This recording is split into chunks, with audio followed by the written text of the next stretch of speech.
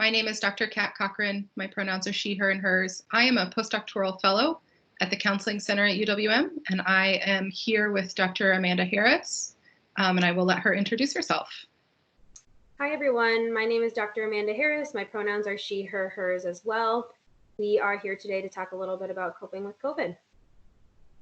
Yeah, so this is the first in a series that we hope to be able to push out around helping send out some mental health information to students during this really disconnected and isolated time.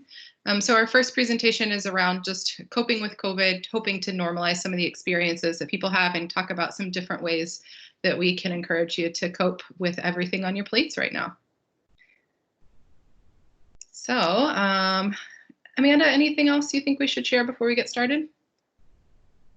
No, I think you hit the nail on the head. I think the most important thing is for us to, we're working to normalize the reactions to a very stressful kind of moment and event right now going on in society. So I think that's our overall goal, and hoping that, our listeners get out from this that they're not alone in this experience. Yeah, that's great. All right, well, I will let Dr. Amanda hop right in. All right, so we are going to start out with just normalizing and validating. That'll be a theme throughout our whole presentation, but just want to start out with why that's important. So when we talk about public health emergencies like COVID-19, especially this piece where we have to social distance and be apart from, our loved ones and friends and things like that, we want to think about how that impacts our health, safety, and well-being, not just on an individual level, but also as a community.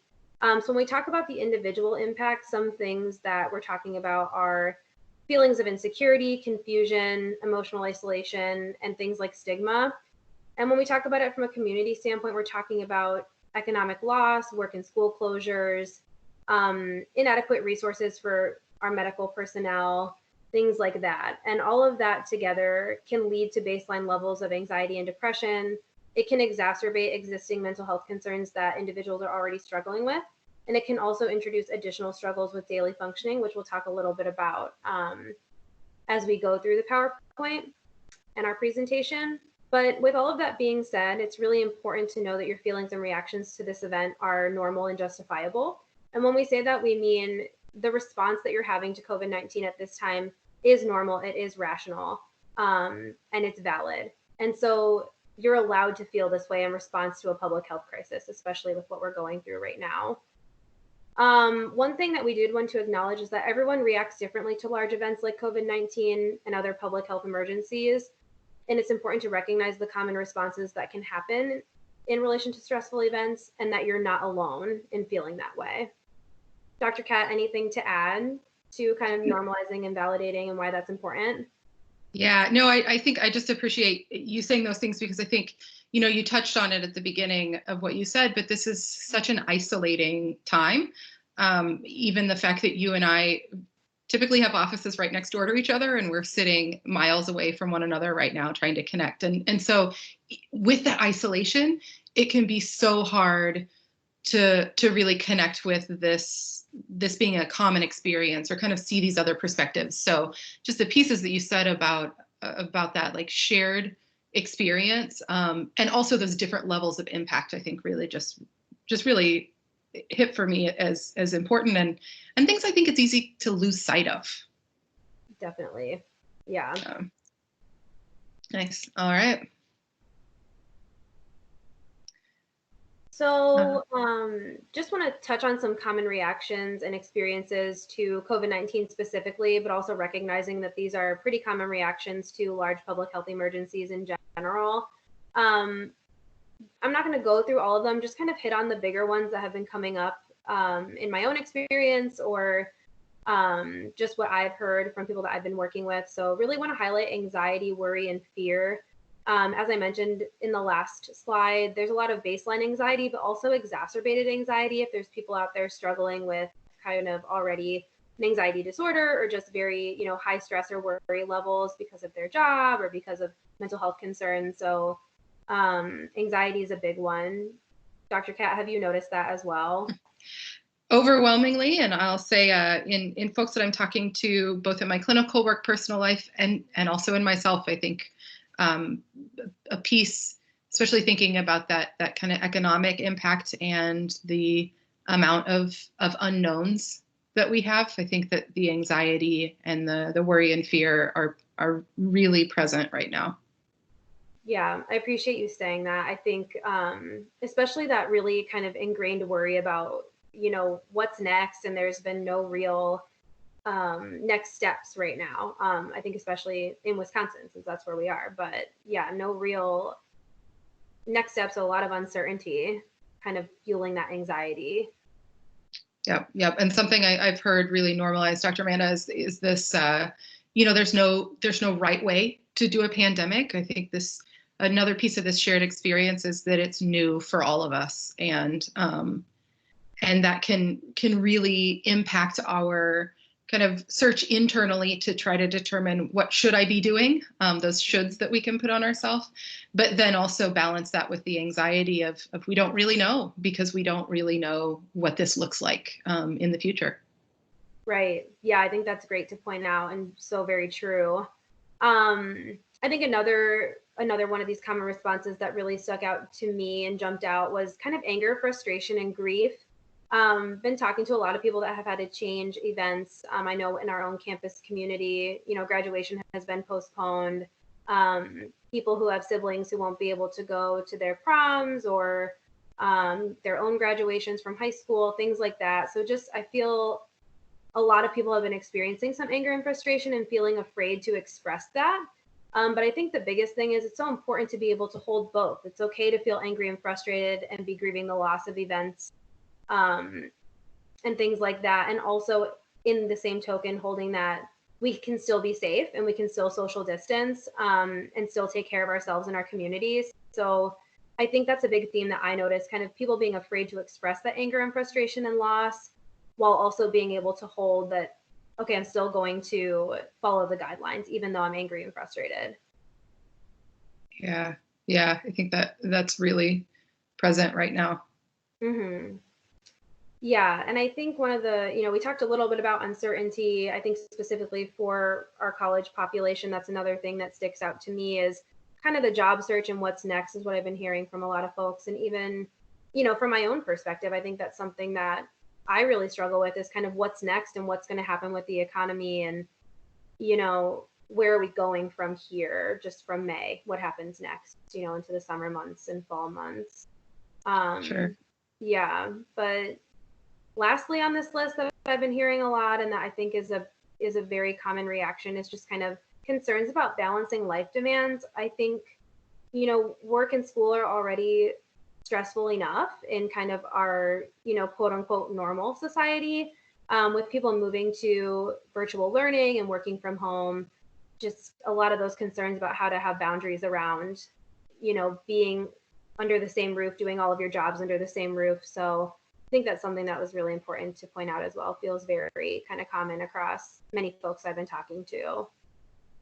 Sure. Yeah. And as I think about balancing life demands that existed before, and then also, back to the things that you talked about that some of the anger, frustration, grief, and anxiety, recognizing that those kind of coping with what is our new normal also takes a certain amount of work and is a demand in and of itself. So not only are we needing to find new ways to balance the demands that previously existed, but there's a whole new list of demands that have kind of been added on top of that.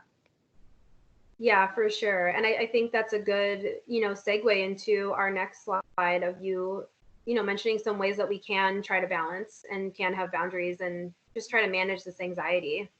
Sure.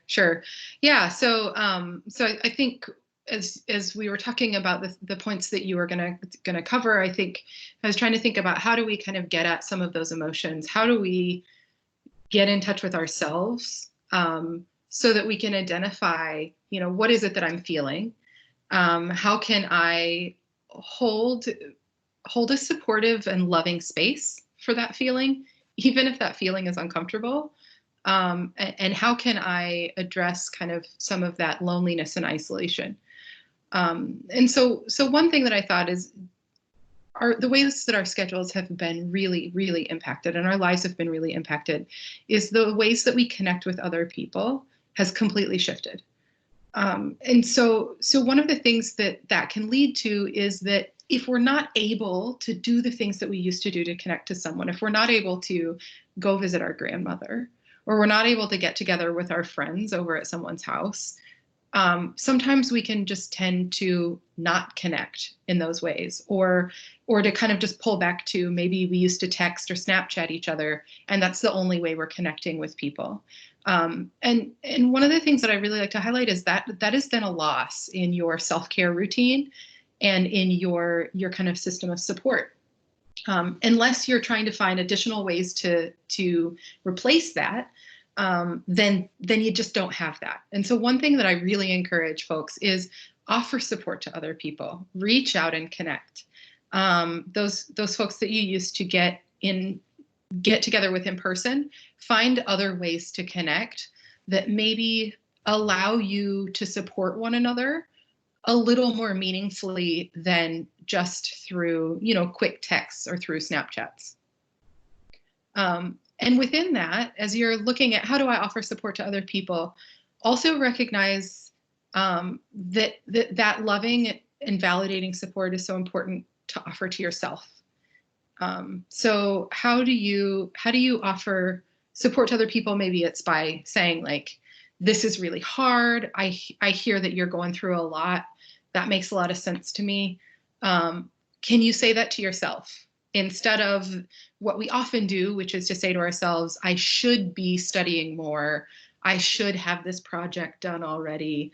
I can't believe I slept in so much. Offer some of that support to yourself to kind of validate what it is that you're dealing with. I'm dealing with a lot right now. I'm trying to completely adjust how to be a student. And on top of everything else, this is really hard and I'm doing the best that I can.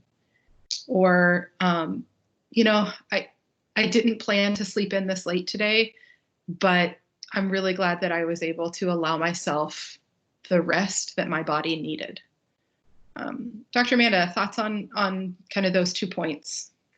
Yeah, I was actually reading a really interesting, article yesterday about offering support to others, and that the article was alluding to the fact that when someone that we love or care about is in distress, we really want to try to help fix that and fix. Yeah. We're fixers. We want to fix things, and the biggest thing the article highlighted in such an uncertain time was just listen. Just kind of that the importance around just kind of hearing somebody out and just trying to kind of quiet that need to fix right now. And I think that goes to both points, right? Like being able to offer that space just to hear your loved ones out, your friends out, your partners out during this time of uncertainty, and kind of pull back that need to fix. And also offering that to yourself, being able to just listen to your emotions, being able to normalize how you're feeling and just kind of validate that emotion in that moment instead of trying to keep fixing or avoiding or pushing away. So I think that's the biggest point I have to add, is just how important listening is during this time, especially during such uncertainty. Yeah.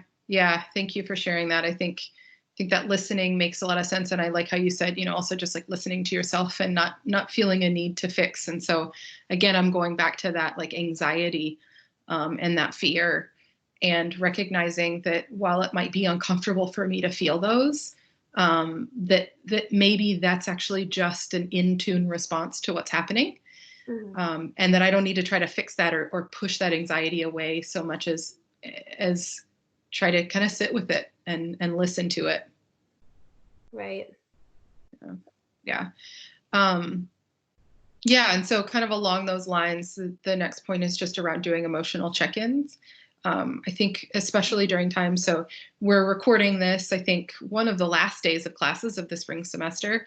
And so this is really on my mind right now, as students are going into finals in classes that didn't start as online classes and are very much online classes now. And the amount of stress that is on everyone's plate.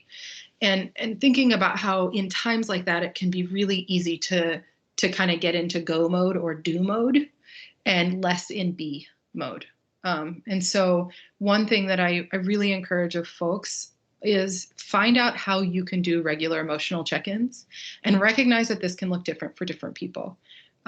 So some people find it helpful to have this anchored to another regular practice. So what I recommend is one common one is with brushing your teeth. So you get up in the morning, you brush your teeth. While you're brushing your teeth, check in with yourself. How am I feeling? What is going on for me? And again, back to that point that you made, Dr. Amanda, about not trying to fix it or make it go away, but really just trying to check in. And then again, at the end of the day, when you brush your teeth before bed, it's another great opportunity to kind of check in. How was my day? How am I feeling? And to even ask yourself, what do I need?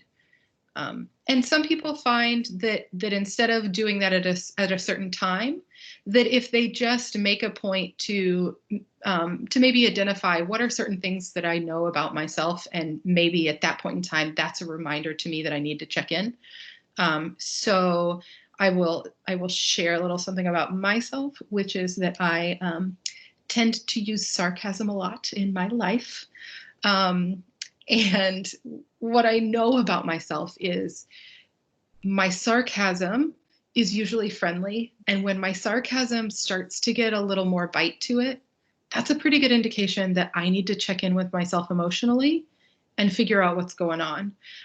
So that's something that I've learned for myself. If I start to make more negatively sarcastic comments, that's a time I need to do an emotional check-in. And I need to check in, what am I thinking? What am I feeling? What's going on for me? And so those are just kind of two different ways. So it can either be identifying something to you that is kind of like an indication that maybe you need to check in and see what emotions are there, or anchoring that to something in your routine that can help with that emotional check-in. Any other suggestions, Dr. Amanda? No, I think those are great suggestions. I think for me, when we're talking about kind of checking in, I always think about kind of my physical being. I usually feel very heavy and very tired. And those are the days where I'm like, I need to really kind of evaluate, what emotions I'm having that are making me feel so heavy and so sleepy. So I appreciate your example. I thought I'd throw in kind of if people have more of a physical response when they're feeling emotionally exhausted or having some type of emotional change, that's kind of a good way to check in too. Yeah, that's a great example. That connection to the just kind of physical experience is wonderful. Yeah. So one of the things that I hear often, and will admit that I have said myself in the past, which is, how do I know? So I said, like, Amanda, you and I both shared, here are some examples of ways that I know something's going on with me. We've learned those about ourselves. But sometimes we don't know those, right? And that's a common thing. Unless you've kind of spent some time looking at this, you might not know. And so one thing that I encourage is we can get stuck in we talked about that kind of go, go, go, do mode. That using some sort of mindfulness or meditation practice to slow yourself down and bring yourself into the present moment is a really, the research really demonstrates this as an incredibly helpful way to kind of get present and then allow that space for that emotional check-in.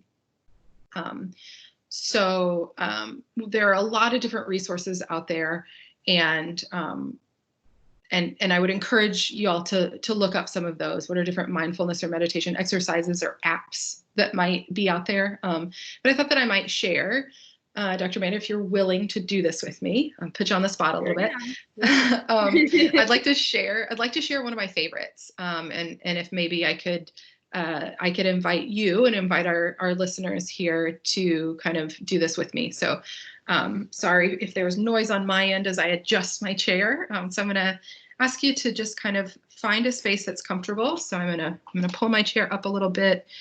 I've decided I'll uncross my legs and put both my feet flat on the floor.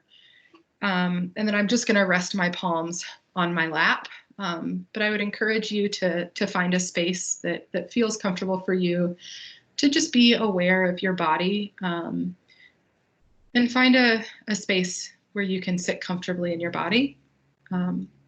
Also bring your awareness to your breath. and just slowing that breath down a bit.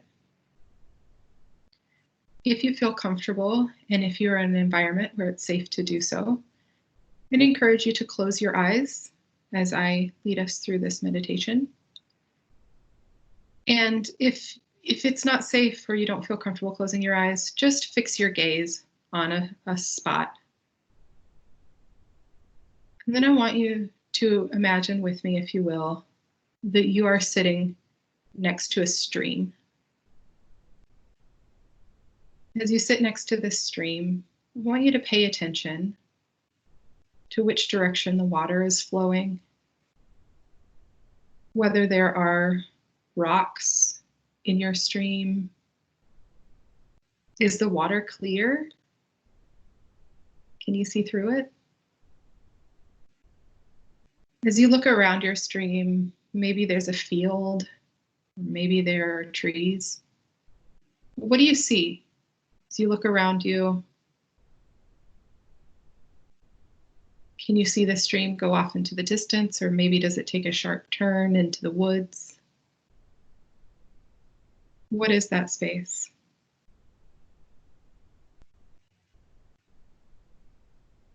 And as you're observing your stream, I want you to imagine that floating down the stream, whichever direction your water is going, that there are leaves that have fallen off of a tree and that are floating down that stream. And I just want you to watch those leaves go by. Maybe they're moving quickly, or maybe they're floating slowly by. Maybe one of them gets caught up in a little bit of a current and sits in front of you for a minute and then wanders off. And as you watch those leaves go by, I want you to draw your attention to the thoughts in your mind. I want you to take one of those thoughts in your mind. I want you to imagine yourself putting it on one of those leaves and watching it float away. And maybe the way that this looks for you is that looks like it's printed on a piece of paper, or maybe they're just, the thoughts take the shape of an orb or a ball, whatever form those thoughts take. For me, they look like I typed them out on an old typewriter on a piece of paper. And just imagine yourself taking that thought, whatever that thought looks like for you, placing it on that leaf and watching it go away. And as you sit by this stream, maybe feeling the breeze on your face, maybe dipping your hand or foot into that cool water, any thought that comes into your mind, I want you to imagine yourself putting that thought on a leaf and letting it float away.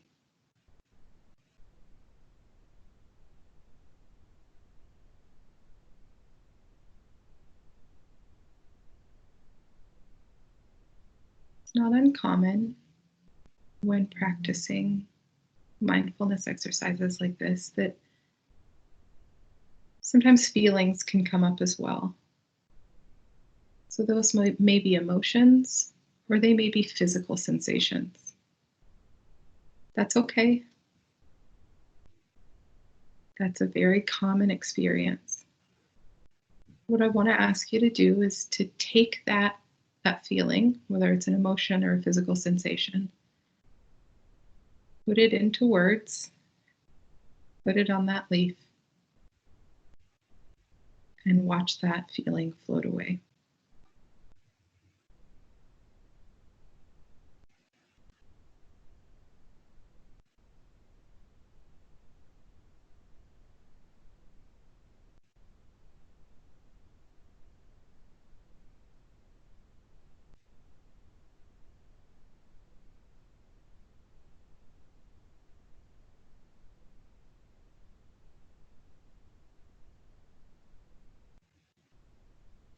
So as you're sitting next to your stream, letting your thoughts and feelings be placed on leaves and float away. I want you to begin to bring your awareness back to the present moment, back to the sound of my voice,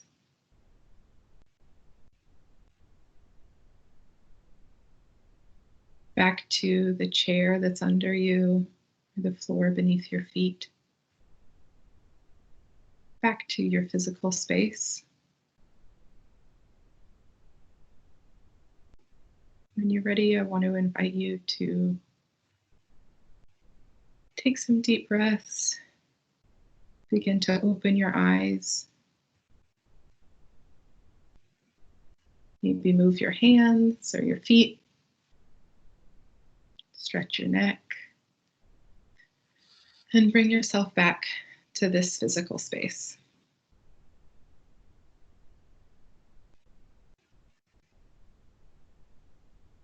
Take your time bringing yourself back to us. I want to thank you for taking the time to share that experience. I think, as I shared beforehand, Leaves on a Stream is one of my favorite mindfulness exercises. And this is partially because I will be one of the first to admit I'm not very good at meditating. And so something I like about that exercise is that it helps that feel like an approachable experience. I think at times, and maybe y'all can identify with this, and I think research shows this is how the brain works, but the moment you tell me don't think about anything, I think about everything. And so this concept of mindfulness can be a hard one to kind of figure out how to do it.